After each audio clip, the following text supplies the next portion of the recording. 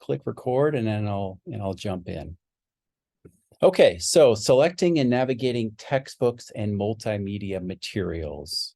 That's what we're all about. And here are our goals. I would like us to focus on discussing ways to help our students navigate and make sense of the text we are asking them to read. And we're going to focus primarily on textbooks because most middle and high school teachers are using textbooks as either their primary resource in teaching or at least a secondary resource. So we're going to focus on that because they can be tough to read. We're going to talk about some discipline-specific approaches that could work in your content area. So it's not going to be the same. We've got art people, second language folks, social studies. We have physical education educators. It's not going to be the same for every discipline. And then I'll be happy to answer any questions that you might have. Okay, so this was my kid a long time ago, and here is the prompt that is the focus for this week's activity in my class. And it's a question you're probably going to face from students in the future. So kid comes to you and says, I can't make much sense of our textbook. What can I do to read it better? And I would like to help you with some possible answers to that question. So I thought we'd start by just talking about this presentation is really designed to help you feel more comfortable with this question. So if you could in the chat, could you respond to this question? Think about the role of textbooks in your own educational experience. It could be what you remember from K-12. It could be right now as university students at any level. What comes to your mind when you think about learning from textbooks? And I want to give you about a minute or two. And if you could drop a sentence or two or some bullets in there, maybe just some keywords. I want to see what you have to say about textbooks and their role in your experience as students.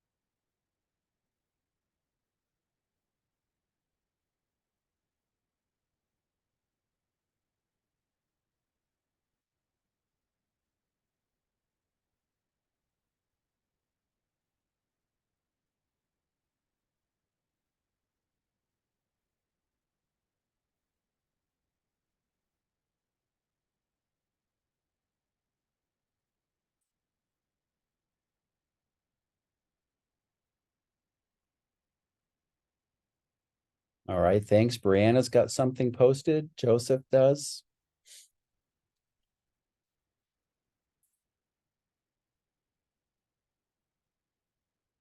Thank you, Jordan. Thank you, Nathaniel.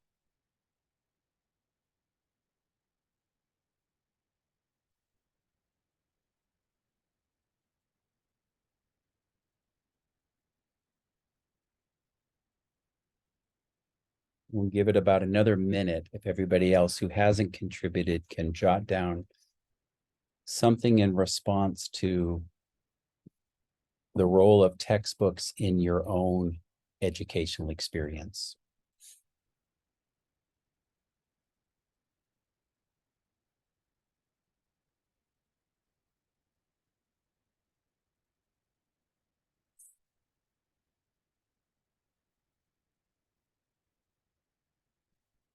Okay, as those of you that are still finishing and posting, just want to quickly look through and pull out a few things from what you've contributed. So Joseph mentioned a lot of key core information, core knowledge coming from textbooks, and keywords and theory coming from textbooks. Yes, that's something we'll come back to. Figuring out, Brianna mentioned, what's important from the text and how it relates to the topic that's covered. Definitely something that we'll come to today and touch on. Jordan, a lot of material to digest in one sitting, so I have more questions than answers sometimes. Okay, so overall, it's a source of good information, but it can be overwhelming, and that is something we'll touch on. And Nathaniel mentioned dense information, often daunting to read. Yes, because of how much there is. So good, you've touched on some issues that are definitely out there. So think about, you're thinking probably about this from your role as students, but think about it from perspective of now of being a future teacher, and you've got students who are having all of these frustrations with dense expository text, and how can we help them with that? So that's what this is all about. So we are pretty much agreed that textbooks can be challenging to read and to learn from, no doubt about it. And one thing is readability. So textbooks are usually written for middle school and high school, between two or more years above the grade level of the students who are expected to use those. So for example, when I started my career teaching 6th grade, the textbooks that I was using were most likely written at least the 8th grade level, if not higher. So that's one of the problems, is that readability is tough, and this gets at the denseness of the text and how hard it is to read and how overwhelming it can be and daunting, because oftentimes the textbooks are written at a readability level that's not aligned with the grade level. So how can you deal with that? This is just for text in general. So if you are a teacher and you're thinking about using any piece of reading with your kids, one way to determine whether or not it's in the ballpark of whether you're of the level of your students is to grab a paragraph or page, just grab some text. I'm assuming it's digital. Most of our readings now seem to be. So if you grab the text in digital format, put it into Microsoft Word, other word software programs or word processing programs have similar features. And then within your spelling grammar check, if you've never turned this on before, if you just click a box that says show readability statistics, it will spit out a grade level of what that text was written at. So grab a paragraph, grab a couple of paragraphs, and put it into Microsoft Word, run your spelling grammar check. And if you haven't turned on show readability statistics yet, it's easy to just click a box. And then every time you run a spelling grammar check, it will tell you what grade level the writing is at. So, and I would say if you're going to do this and actually rely on the results, then choose several passages from different areas of that reading and kind of average out the results. So if you get back a readability score of ninth grade, for example, and you're teaching seniors, then you're hoping that they're going to be able to read through that text fairly well. So that's one quick, easy way to assess how readable a text is. And if you're interested in your own writing, you can do the same for your own writing. You can run a readability test anytime you run spelling and grammar checks, and it will tell you roughly what level your writing is at in terms of grade level. But just so you know, all the computer's doing is really reading, is analyzing the number of syllables in your words and the number of words in your sentences. So it's not a foolproof way, but it's a nice rough indication of how readable that text is. Also, something we can do to help out, introducing our students to our textbooks, because they probably have never opened the book we're going to give them to read. And so exploring how your textbook works with your kids can be helpful. So usually in the first few days of school, kids are coming in and out of class because they're getting transferred in and out. It's a little bit chaotic. You can't really do a lot of hardcore discipline specific teaching in those first few days. But one thing you can do is take some time in the first few days to explain and explore how your textbook works with students. So trust me, they won't know how to navigate your textbook. So it's worth our time to show them how to use it and make sense of it. If you're in the 330, the chapter we were reading this week is all about this topic of kind of making good choices with textbook selection and how to help kids understand the textbook better. And there's a resource at the end of the chapter called Previewing Your Text. It's one way to do this. So it's kind of like a graphic organizer handout that you can give kids, and then I would do it as a class and help your kids understand all the aspects of your textbook. So for example, what's the glossary and what it's for? What's the index? How do you look up boldface words at the end? All those things that we as more expert readers might take for granted, your kids are not going to be comfortable with that unless we share it with them. So take the time to explore your textbook with your kids. Or you might devise a fun like scavenger hunt and have kids work in small groups and give them some questions that they need to work together to find out about their textbook. The goal is the same, helping kids understand what features of your textbook are going to be important to them. And if you use Google or any search engine, if you look for tools for helping you preview your text with students, you'll find all kinds of scavenger hunts, previewing documents, fun quizzes that you can adapt for your text. So that's something you can do that will help a lot. So once you've introduced the text to your kids and they have a sense of the pieces of the textbook and how it all works, then you're ready to have kids start to learn from your textbook.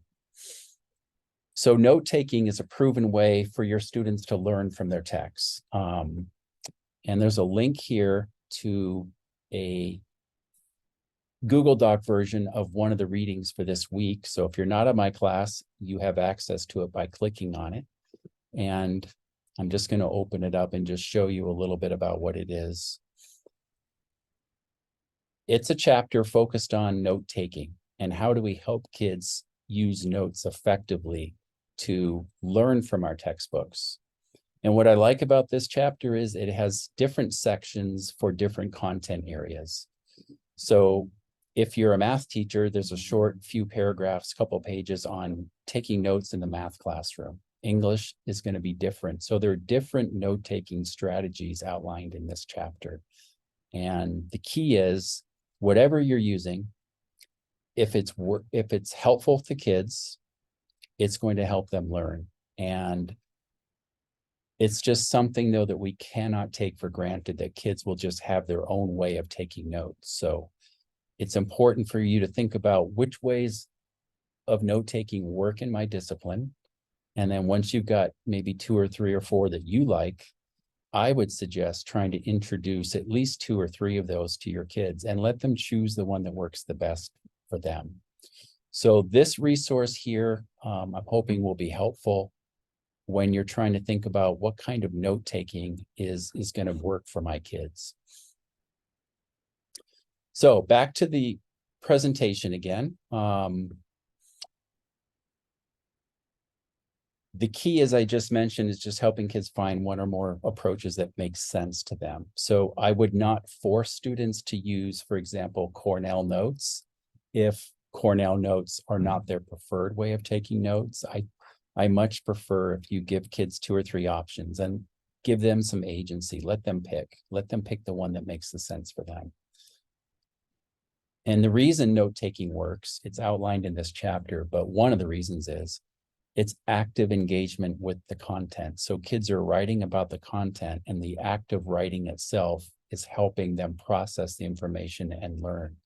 So writing to learn is really helpful, and note-taking is a great way to get kids into that. So here are some things to avoid. If we never teach students how to take effective notes, they're not going to learn, and it's going to be a really inefficient use of their time to just sit there and do their best to take notes. So I think we need to take the time to show kids how to do this.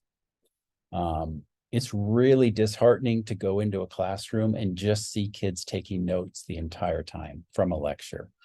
So reducing class time to just lecture and note taking is not ideal. And in fact, it's not an efficient way for your kids to be learning.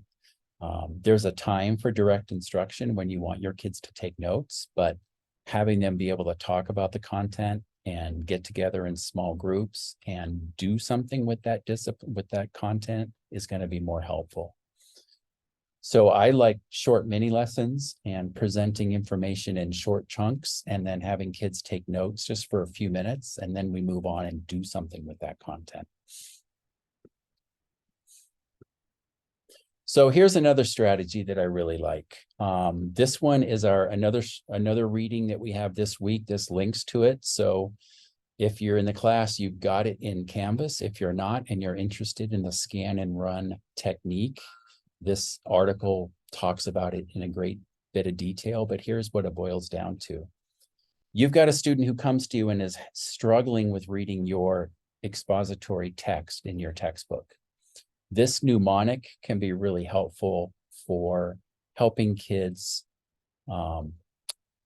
think about, plan, and monitor their understanding before, during, and after reading. So scan and run is a mnemonic, and scan is, and I would suggest, by the way, that if you use this with kids, teach it. And this article does a really, really nice job of explaining how it might be best taught and introduced to students to really have them benefit from it. This article also talks a lot about the research they did on whether or not this strategy works. And I was pretty amazed by the difference. The outcomes were substantial. The kids that were introduced to this activity and this technique did way better on homework and in course grades than those students who had never been introduced to it. So scan and run. Helping kids understand that before you start reading, it's worth taking the time to survey the headings and turn them into questions. This is a big one. So most, if not all, chapters in textbooks are organized in a way where there are different headings, and each of those headings can be turned into a question. The best way to introduce this would be to actually do this with kids and grab a chapter from your textbook and help kids see how this could be helpful to them. C is just taking a few minutes to have kids leaf through the captions and the visuals to get a sense of what's coming before they start reading. Before attacking the boldface words, so taking a look at the boldface words, those are typically really important, and they're boldface for a reason. Helping kids understand that vocabulary before they jump into the reading. And then note and read the chapter questions. So most chapters at the end have questions that authors have written because they think these are the most important areas from this chapter. We don't want kids to miss out on this content. So we've written questions to make sure they get the most important information. Reading those questions before they start to read the chapter can be really helpful. R, once they're actually reading, now we switch to the reading mode, not the preview mode, reading and adjusting speed. So helping kids understand that expert readers are not reading something through quickly and never adjusting their speed. They're slowing down, they're adjusting their speed. They might reread something 4 or 5 times, getting kids comfortable with that. Using word identification skills is something that's important for kids to see that they are equipped to do that based on what they already know about how the language works. And then N is noticing parts that you don't understand and rereading or reading on. So getting them into the habit of taking notes on parts they don't understand, and then either reread that, hoping to understand it, or reading on, knowing that they have a question, but they've noticed it, they've written it down, and they'll come back to it later, or maybe they'll talk to you in class about it. So scan and run is a helpful mnemonic. So if a kid comes to you and really needs some help with your textbook, if you're using like a social science textbook, for example, this would be a great technique. Math textbook, it would be something that may be helpful. We'll talk about that at the end of the session today. Okay, so what about text sets? This is another approach. So as a brand new teacher, you probably will not have developed text sets yet, but what they are is a set of different kinds of texts. It might be, your textbook might be at the center of a text set, but you have other texts as well. You might have poems, you might have videos, you might have YouTube videos, different articles. They're all on the same topic, but there's multiple text sets or multiple kinds of texts that are available to kids on the topic to help them learn. So as you become a more experienced teacher, you'll naturally develop more of a library of resources around each of the major ideas you're teaching. And those can be put together, those resources can be put together as text sets so that your students can benefit from multiple texts rather than just one text. This is a video that I'm going to, I think I will take the time. It's only a couple minutes. I'm going to share this with you. It's one of the videos for this week if you're in the 330 class. And I'm going to mute my sound just for a minute because the actual music on this is pretty distracting, but it explains nicely what text sets are and how you might use them. So we'll take about 2 minutes for this.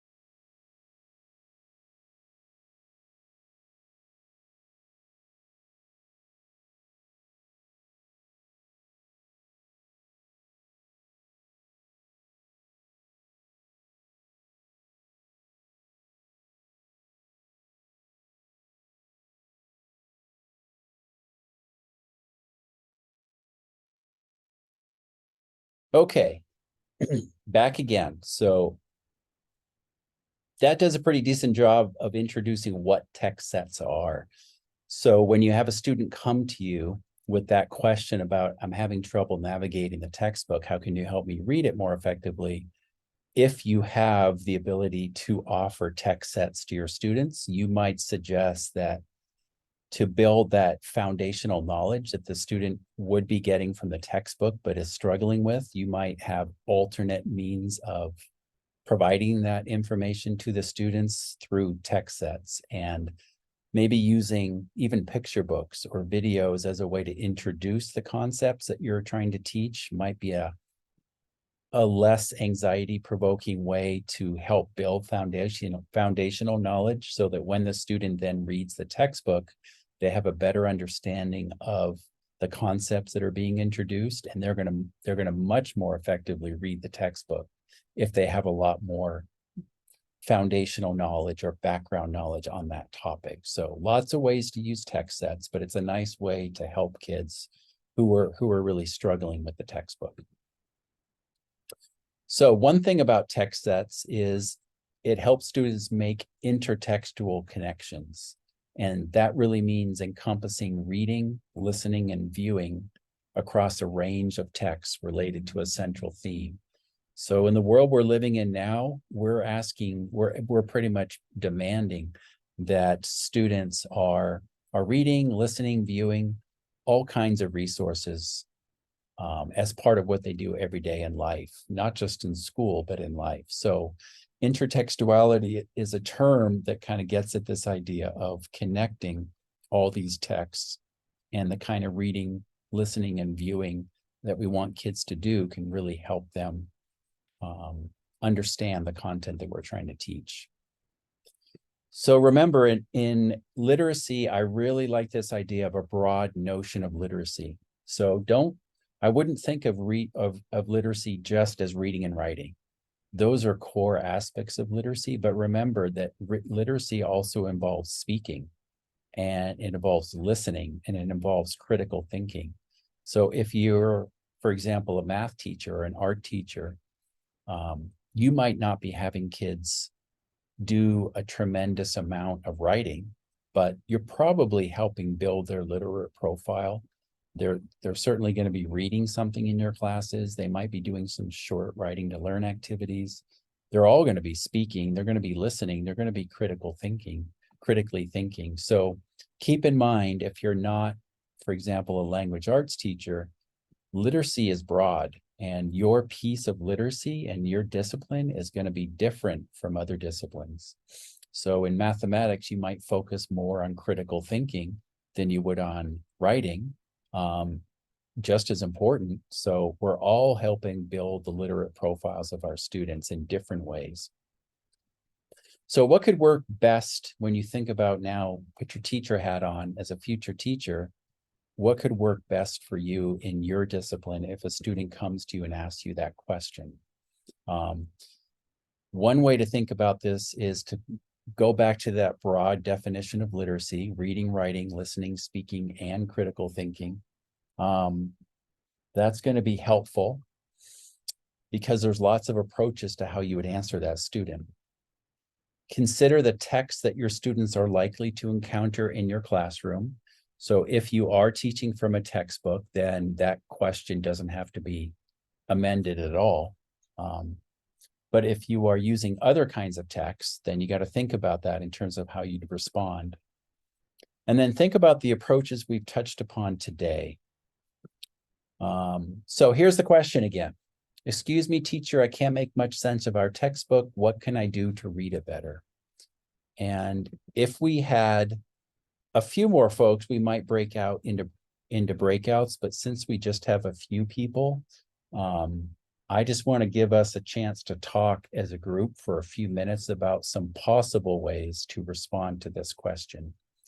And when you do, as you start to think about how you're going to do this for the class assignment this week, try and remember that we're trying to speak to the student who's asking this question in a way that will make sense to them. And it's going to be something at their level that they can actually say, okay, good, I can take that, I can use that information, whatever it is that we share. So 2 minutes or less, you're going to be responding to this question and giving a student some guidance on how to make sense of your textbook. So what I'd like to do now is I'm going to stop sharing and just talk with you a little bit about this and see if you have some ideas or questions that you'd like to run by me on the best ways to approach this with students in your discipline. And if you can make your video, turn on your video, that'd be great. And I want to get some possible answers to this question. So there isn't one single right or wrong answer. You don't have to mention every single resource in this module in Canvas in order to do it well. What I want you to do, though, is think about what would be most helpful to a student in my content area if they came to me with this kind of a question. So anybody want to throw out an idea or two? You could just unmute yourself and just share something that you might suggest to the student as a way to get our conversation going? I'll give it a go. Thanks, Jordan. So as someone who wants to teach math, I think I learn best the material when having visual aids, Mhm. right? So I think I would just remind them of, maybe graphs, charts, any pictures that they can maybe look at that'll break down maybe the steps that you need in order to get like to the answer, right? And Good. kind of direct them to areas where those things can be found. Okay, good. So in your discipline, um, you probably are going to be using a textbook and you're going to be teaching from that textbook. So helping them understand the visuals and the graphs and how they can take meaning from those might help them with comprehension. And I would also suggest if you could probably do that for your entire class, and the entire class would benefit, especially if you took the time to preview your textbook with them and explain to them how important the visuals and the graphs are in your discipline and how to make sense of them. So helping your kids understand how your textbook works in mathematics, especially around visuals and graphs, would be a really concrete suggestion that you could share with a student. So good. Thanks for getting us started with that. Anybody else with an idea for your discipline, something you're thinking about that how you might start this answer?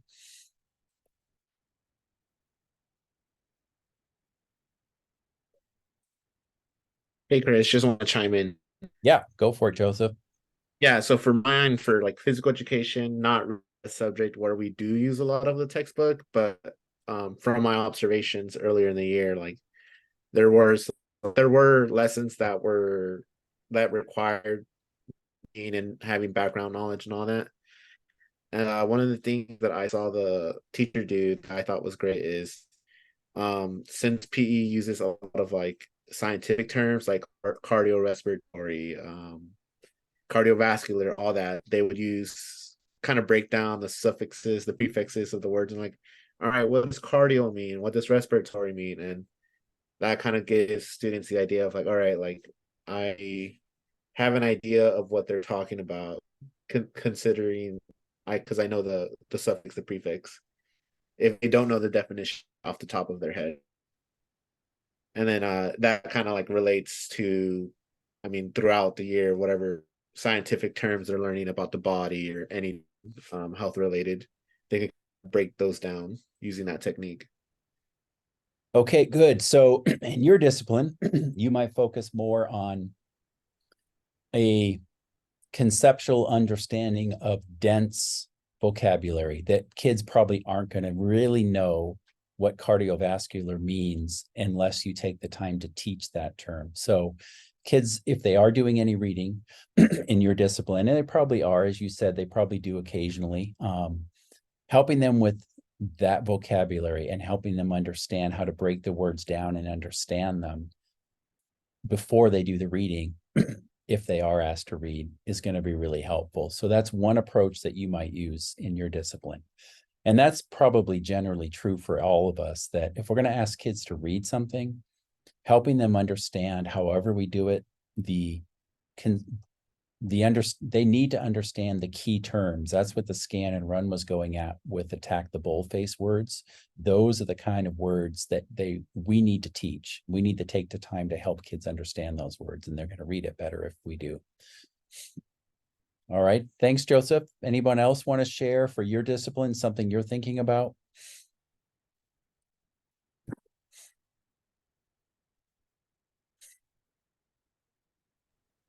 Uh, I'll go ahead. This is my first time answering this sort of question. Um, and I think uh, my discipline would be science. And I think if a student asks that sort of question, then I would try pointing them or explaining the concept or the main idea in another way than the textbook had defined it. And if the student still has a hard time grasping the definition, then maybe I could point them to a dictionary, a different source, like mentioned in the previous slide. Okay, good. So in science, what Nathaniel was mentioning, all of that made me think of text sets. So if a kid, for example, is reading about something scientific, for example, mitosis, and having a difficult time understanding conceptually what that means, there are lots of good videos and articles and even picture books actually that could help fill out a text set so that you'd have resources to share with that student above and beyond just the textbook, so that you could find a way to show them in another way what they're struggling with and help them learn. So that's another good approach that Nathaniel mentioned, because Nathaniel, you're going to be teaching science probably from a textbook. So you've got dense language in there to help kids with. They're going to struggle with it. So pre-teaching and helping them understand those bold-faced words and those dense scientific concepts is going to really help them when they do try and navigate the textbook. Okay, good. All good suggestions. Nobody, you can't really fail at this question. We're just throwing out ideas here. And so far, they're all good ones. So anyone else want to share? Everybody doesn't have to, but if you have another one or two, let's hear it. I know for my discipline with special education, it's going to be covering all of the subjects really, depending on the student need, and everything, and just for helping to break down key parts of the text and everything is much more prevalent and equivalent for their understanding, especially depending on, even if they're just having 504s or IEPs and those special needs met, there's a lot more breaking down and seeing their understanding and a lot more checking of understanding. So it'll be a lot more of making sure if they're noticing what they're not understanding, and if they can reread it as well, part of that N and scan and run. I know a helpful tool probably will be already doing the as part of surveying the head and turning them into questions for them as kind of more of a guided checklist to assist in that. So doing a lot more assisting of breaking down the textbook with paperwork on the side or a digital version to do those steps as well for them, because then they can kind of see more visually the connections of each section. Yeah. Excellent, Brianna. So most of all of the rest of you will likely have special education students in your classes. And so thinking about how to make the reading that you're asking them to do comprehensible is going to be really important. And Brianna just mentioned several ways that she could see this playing out as a special education teacher. And I really like the idea of turning the headings into questions for them. So as a teacher, if we want them to take good notes, one way to do that is to create kind of a skeletal outline for them. So you as the expert could take a chapter and create the heading questions for them, and then ask them to take notes within each heading and give them a lot of guidance and structure on how to do that, so that they're not left to try and figure it all out on their own. And so it's really nice if you can, at the beginning of the year, do that kind of really scaffolded, slowed down teaching with them and modeling for them how to do that, and then gradually releasing how much you're doing, so that at the end, after a few weeks or months, the kids are much more familiar with, oh yeah, here's a new chapter. These are the approaches that I've now learned. Help me read that chapter. I'm going to start by, and then they have a list of options. So good to do that kind of really, really intentional, slow down teaching early, and then we can reduce how much we need to scaffold and support them as they get more comfortable with it. But the worst thing to do, I think, is just open your books and start reading chapter 4.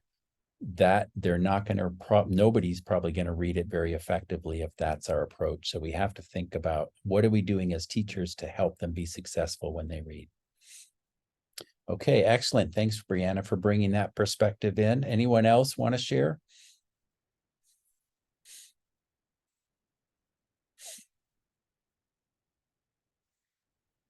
I like to go off of like what Nathaniel mentioned, Okay. and I think he brought up a good point with like the tech sets. Mhm. At one of the schools that I'm doing my observation hours, the students are allowed a Chromebook, right? So I noticed a lot of them kind of using the internet, and I was observing math classes, and they would use like YouTube and stuff to kind of look for those steps, right? That were required to solve the problem, Mhm. right? So I think going off of what he said, if you can't find the answer, maybe in your textbook, right? You can kind of provide them with something that they're more familiar with, more comfortable with, and they can find the answer that way. They don't just have to focus on maybe the denseness the textbook already has, right? Yeah, I really like that. I'm glad you mentioned it, Jordan. I really like the idea of giving kids some tools beyond the text, beyond the textbook to learn. And they're very resourceful. So if we allow them to use other resources, maybe we provide tech sets, or maybe we just allow them to use their Chromebook to flesh out their understanding, it's going to be helpful. So I would urge you not to feel like you have to completely and solely rely on your textbooks when you're teaching. It's natural for new teachers to rely on their textbooks quite a bit because they're new and it's a good stable resource. But more experienced teachers, you'll probably find, if you haven't already seen some at work yet, they tend to not need their textbooks as much because they have this wealth of understanding and they're really expert on the content. So they've developed these things like tech sets that they can offer their kids to help them learn if the textbook's not doing a great job of it. All right, anyone else want to share their response to how they might answer that question, or follow up from anything that anyone has mentioned in our discussion so far?